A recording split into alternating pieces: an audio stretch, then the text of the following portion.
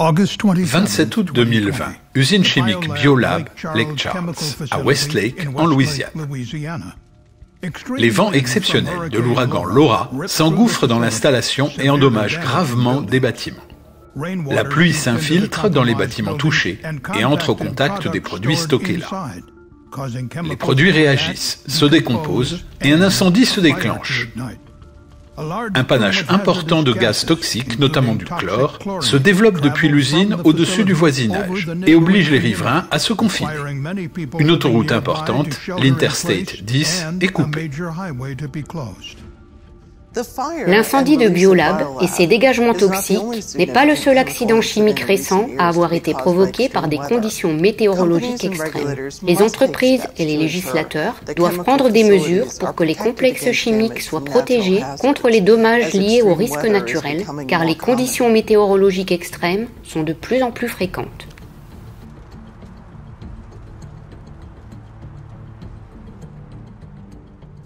L'usine Biolab de Lake Charles fabrique et distribue des produits de traitement de l'eau pour les piscines et les spas.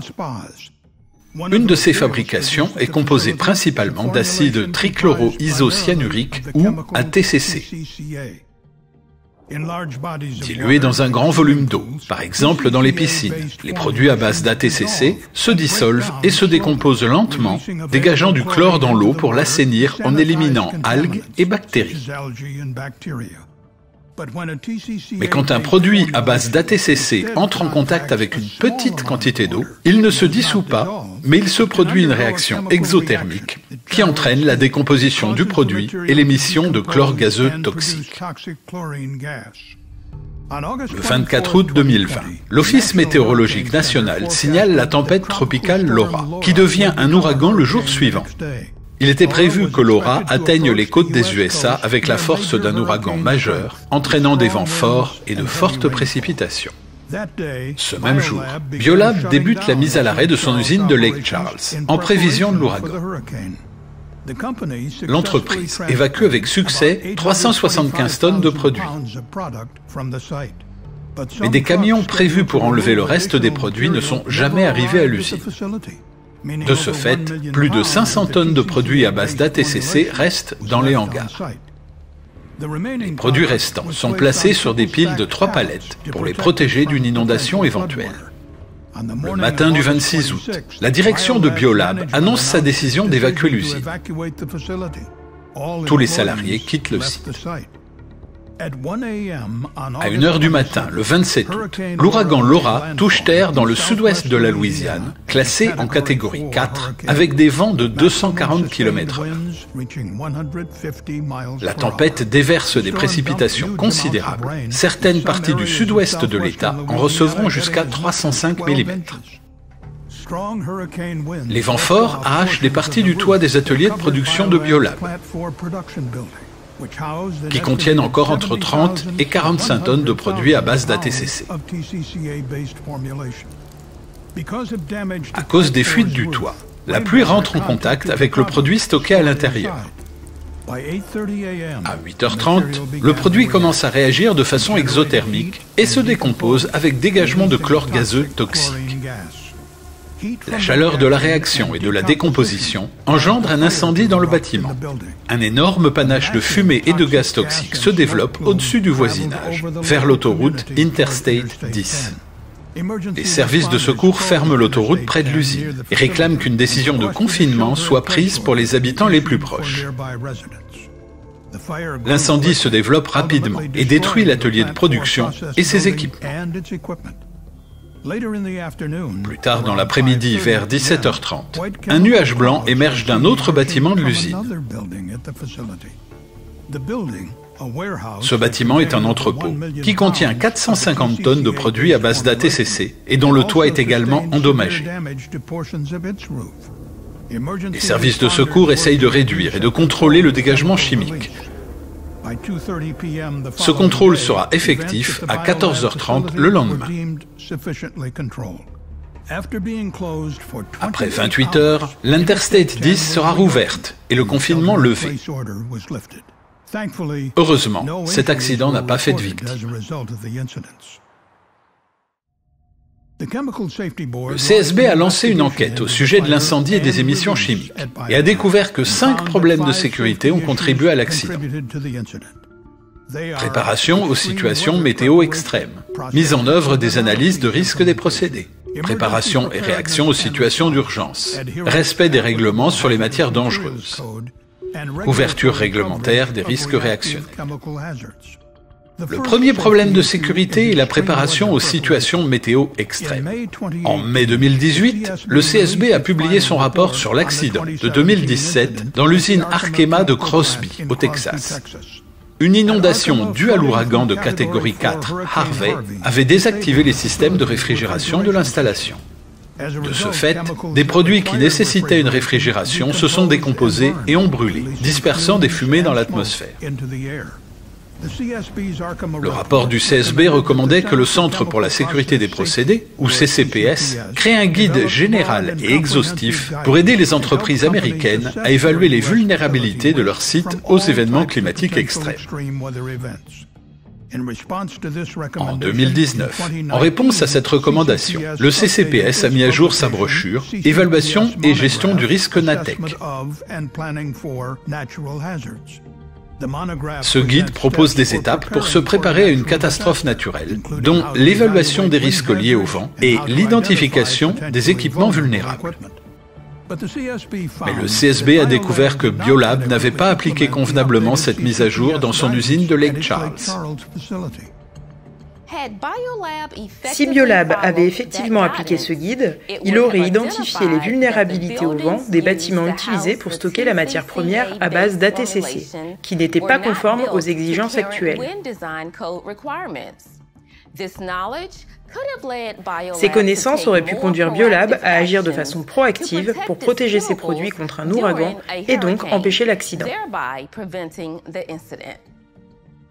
Le CSB a également découvert que des actions supplémentaires sont nécessaires pour s'assurer que les usines chimiques vieillissantes de Louisiane sont protégées des conditions météorologiques extrêmes. Cela parce qu'il y a beaucoup d'autres usines en Louisiane qui stockent des matières dangereuses dans des bâtiments qui ont été construits avant que les exigences actuelles de résistance au vent ne soient entrées en vigueur. Le CSB a donc recommandé à l'État de Louisiane d'exiger que les exploitants de certaines usines chimiques exposées aux risques conditions météorologiques extrêmes évaluent les risques de leurs installations causés par les ouragans et leurs corollaires, vent, pluie, inondations, submersion marine, et qu'ils mettent en place les mesures nécessaires pour s'en protéger. Enfin, le CSB souhaite que l'EPA prenne des mesures supplémentaires pour garantir que les usines chimiques de tous les États-Unis envisagent les risques liés au changement climatique et à l'accroissement des phénomènes météorologiques extrêmes. Les grandes lignes de ces mesures ont été formalisées dans les recommandations faites à l'EPA par la Cour des comptes américaine, ou GAO, dans son rapport « Prévention des accidents chimiques ».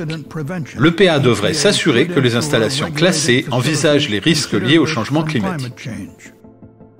Par exemple, le QGO demande à l'EPA de créer des guides qui exigent que les usines concernées tiennent compte des risques liés au changement climatique dans leur système de gestion des risques, d'évaluer les risques liés au changement climatique lors de leurs inspections, d'augmenter le nombre d'inspections des sites situés dans des régions vulnérables.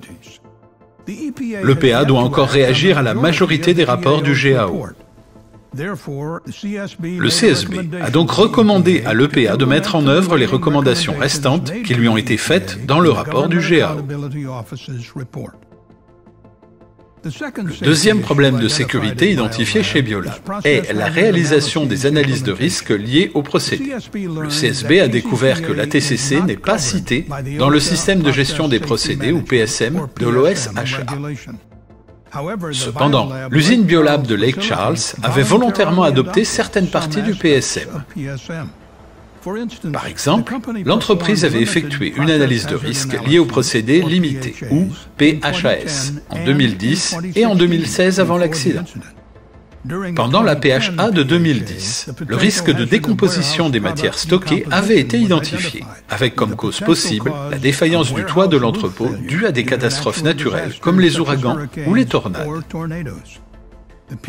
L'équipe PHA avait recommandé d'évaluer la résistance de la structure des toits des entrepôts en conditions d'ouragan et de vérifier que les entrepôts étaient construits pour résister à des vents violents. Mais le CSB a découvert qu'il n'existe aucun document prouvant qu'une telle évaluation a bien eu lieu.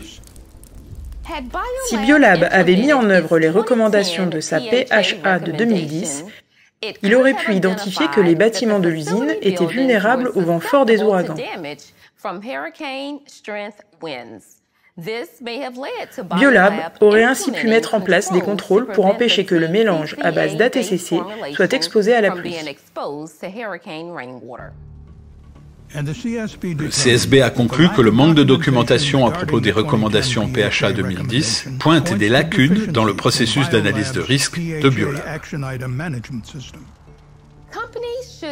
Les entreprises devraient s'assurer que les recommandations PHA soient sous la responsabilité de personnel pertinent, avec une échéance pour réaliser l'évaluation initiale. Les raisons de toutes les modifications ou refus des recommandations doivent être documentées. Et l'état de la mise en place de chaque action ou recommandation doit être tracé jusqu'à leur achèvement. Une telle méthode assure que les conclusions et recommandations de la PHA sont effectivement traitées et correctement gérées.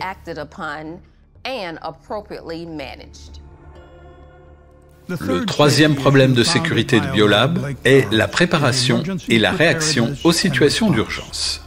Le CSB a découvert que Biolab se reposait pour les cas d'urgence sur des stations de pompage, des bouches et des lances d'incendie. Ce système de protection reposait sur 4 pompes actionnées séquentiellement pour fournir de l'eau aux équipements de lutte à partir d'un réservoir. Au moment de l'accident, une de ces pompes était hors service, une était mue par un moteur diesel et 2 fonctionnaient à l'électricité. Biolab possédait un générateur de secours pour alimenter ces 2 pompes en cas de panne de secteur. Mais le CSB a découvert que ce générateur de secours était en panne. Biolab avait donc loué un générateur en prévision de l'ouragan Laura. Le jour de l'accident, avec la panne de secteur et l'électricité coupée dans l'installation, Biolab dépendait de ce générateur de secours pour faire fonctionner son système d'extinction. Mais le CSB a découvert que le personnel de Biolab a eu du mal à mettre en service le groupe électrogène de location et à le connecter au système d'extinction. Il n'avait pas son mode d'emploi. L'entreprise n'a donc pas pu faire fonctionner les pompes électriques. En conséquence, seule la pompe mue par un moteur diesel a pu fonctionner. La pression dans le système d'extinction était donc trop basse pour empêcher la décomposition de l'ATCC. Cette décomposition et l'incendie n'ont donc pas pu être contrôlés jusqu'à l'arrivée d'un sous-traitant spécialisé avec du matériel adapté aux circonstances de l'accident. 5 heures s'étaient écoulées depuis l'appel de Biolab au 911. Les entreprises doivent s'assurer que leur équipement d'intervention est pleinement opérationnel et en état de fonctionner en cas d'urgence. Elles doivent maintenir correctement ces équipements et les réparer ou les remplacer rapidement. Les entreprises doivent également vérifier que leurs salariés sont formés à l'utilisation des équipements d'intervention. Le quatrième problème de sécurité que le CSB a mis en lumière est le respect des règles concernant les matières dangereuses. Le CSB a découvert que du fait que Biolab Lake Charles stockait de grandes quantités d'un mélange à base d'ATCC, elle aurait dû prendre des précautions supplémentaires en application des règles en vigueur sur les matières dangereuses. Dans ce cas, les règles applicables sont fixées par le NFPA et sont nommées NFPA 101 et NFPA 400.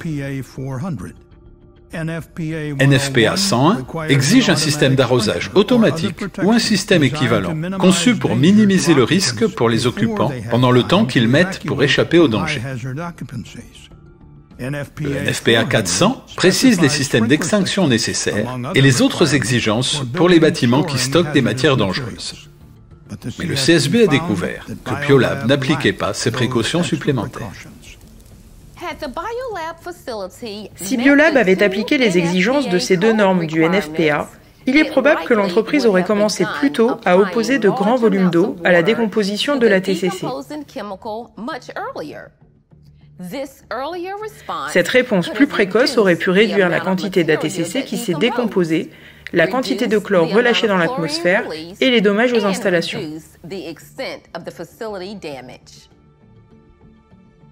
Enfin, le cinquième problème de sécurité identifié par le CSB est la couverture réglementaire des risques réactionnels. Les mélanges à base d'ATCC sont réactifs et sont susceptibles de se décomposer en relâchant du chlore gazeux. Mais l'ATCC n'est pas dans la liste des produits couverts par la norme PSM de l'OSHA ou par le programme de gestion des risques de l'EPA. De ce fait, Biolab n'était pas obligé de mettre en œuvre la référence « élément pour un système de gestion de la sécurité » imposé par ces règlements spécifiques. Le CSB s'inquiète depuis longtemps du vide juridique concernant les risques réactionnels, qui a conduit à de nombreux accidents graves pendant ces 30 dernières années. Ces accidents ont provoqué des morts, des blessés et des dégâts considérables. Le CSB continue à enquêter sur des accidents qui auraient pu être évités avec une couverture réglementaire plus solide des risques réactionnels. La norme PSM de l'OSHA et le règlement RPM de l'EPA devraient être modifiés pour combler le vide juridique identifié par le CSB. Dans son rapport, le CSB renouvelle sa recommandation déjà faite à l'OSHA de modifier sa norme de gestion de la sécurité des procédés pour obtenir un contrôle plus complet des risques réactionnels qui peuvent avoir des conséquences catastrophiques. Le CSB a également renouvelé sa recommandation à l'EPA de modifier sa norme concernant les rejets accidentels pour inclure spécifiquement les risques réactionnels catastrophiques qui peuvent avoir des impacts graves pour le public. L'accident de Biolab aurait pu être évité. Les entreprises doivent être préparées aux risques engendrés par les phénomènes météorologiques extrêmes. Les organismes de régulation devraient se préoccuper davantage des risques réactionnels. Ces étapes permettront d'éliminer des accidents graves similaires. Merci d'avoir regardé cette vidéo de sécurité du CSB.